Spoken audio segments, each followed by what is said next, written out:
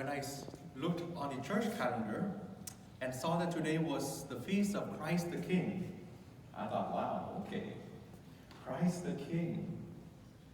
King. I thought that it would be about Jesus sitting on his throne, his glorious throne, acting all majestically, with all the angels blowing their trumpets around him, with all the saints singing, holy, holy, holy, in his glorious kingly throne. Until I read the gospel. Instead of some transfiguration or resurrection or ascension, when we see the glorious kingly Jesus, we read the gospel where Jesus was naked, where he lied more on the cross naked, lonely, hopeless, and despair. Where Jesus was made fun and jeered at by the person crucified next to him. If you are the King of the Jews, if you are the Son of the living God, why don't you save yourself?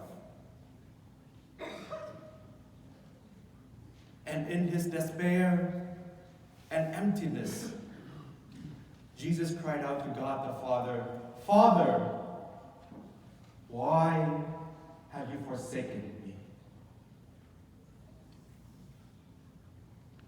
It dawned upon me that in our own lives, in the moments of our sadness, of our suffering, of our emptiness,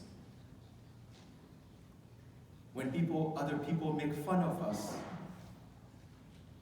or reject us, as a young child and even until now, I'm not the skinniest person out there. And I was often made fun of because of my weight. As a young child, since second grade, I wore eyeglasses. And because of that, I was made fun of. And it hurted. I was lonely and didn't have much friends. Or when people out there reject us, treat us like an outcast because of our own self-identity for who we truly are. Or when we grow up, get married, and things happen, and our marriage ends in separation or divorce. Or when we have children, and our children are not what we dreamed or aspire for them to be. Or when our most beloved ones get stricken with an illness and passes. During these moments of despair and hopelessness, it is during these moments that we most closely resemble our Lord Jesus. It is in these moments when we just fall short and want to give up. We're like Jesus on the cross as he calls out to God the Father, Father, why have you forsaken me? During the course of my revocation journey as a seminarian so far, it hasn't always been very smooth or easy or a sweet journey. But I have also had my own personal ups and downs, my own personal hardships and challenges. I remember there were nights when I just simply sat in the chapel by myself and I cried. There were moments when I doubted my own vocation and I cried out to God, God, are you truly calling me? And if you are, why are these things happening to me? I feel so helpless.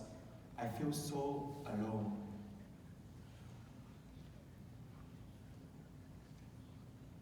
And when I encounter my own present challenges and suffering, sadness and despair, I would often remember back into the past of those moments when I was suffering the most, and to remind myself that I have survived until today. and to look more closely and see how the hands of God carried me, consoled me, comforted me, and carried me on his shoulders through those suffering times of the past. And to remind myself, as God has remained true in the past, he will also remain true in this present time, and in his own ways help and provide for me through my own current suffering and challenges.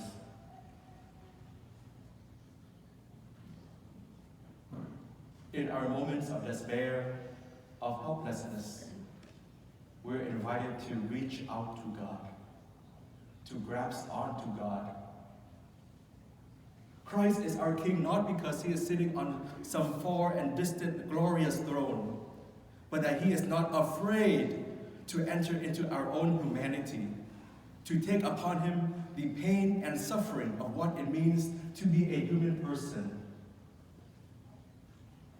And as we cry out to him, as the thief in the gospel today, Jesus, remember me.